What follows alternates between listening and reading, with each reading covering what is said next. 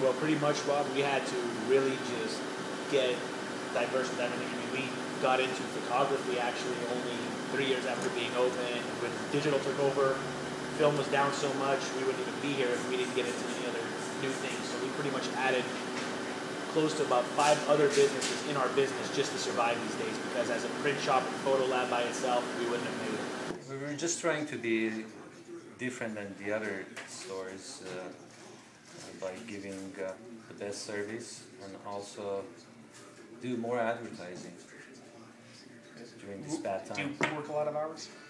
Yeah, we work, I work actually about 60 to 65 hours a week. I think a lot had to do with how you build the business over the years. You know, you kind of build for repeat business. You can't build for like today and today's sales. So you got to just look at being honest and treating people good, and they'll come back, and they'll come back in the bad times.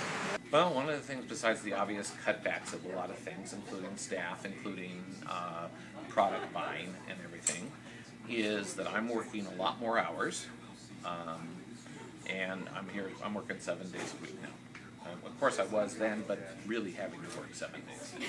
Because we wanted to make a distinction between us and other people that said that they provided these services. Actually, most of our competition initially looked at as maybe brokers, if you will, but we realized that we were more than that.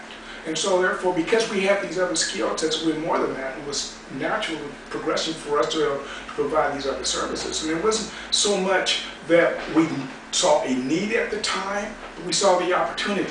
We've continued to market throughout the downturn and increased our market share, perhaps at least in the minds of our client base and our referral bases. And so we've just continued to try and do smart things to stay relevant and stay on people's minds and to continue to grow. And so far it's paid off. This year we're off to our best year we've ever had.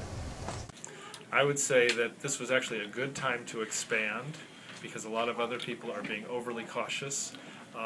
My patients, my existing patients, have been very impressed by the physical plant, the changes that I wanted everything neat and clean, and that's what they see coming through. And so I think this was a good time to expand. We were able to survive by opening new markets. If we would have stayed in that pineapple and vegetable business that we were in, we would have died along with it. We talked about the tractors that we built were built by Midwestern manufacturers, McConnell, Big Bud, and Steiger. Those are all names of the past. They had all their eggs in one basket, and they died with the price of wheat and the price of sugar that dropped at the same time.